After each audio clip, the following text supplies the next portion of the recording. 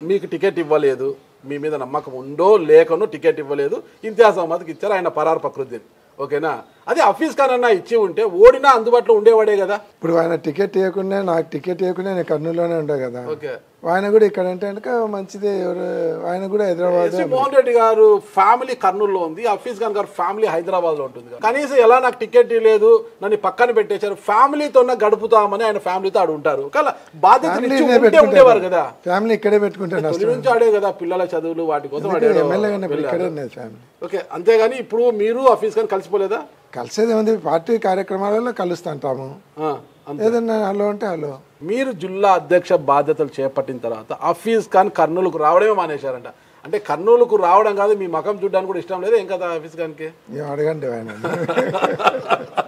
ఏంటి మీకు ఆయనకు అంత బద్ధ శత్రుత్వం? శత్రుత్వం ఏమీ లేదు. ఇప్పుడు బాగున్నప్పుడు కలిసి ఉంటాము, బాగా సరిగా లేనప్పుడు ఇంతకుముందు 5 సంవత్సరాల యాటిట్యూడ్తో మనస్పర్ధలు వచ్చినాయి.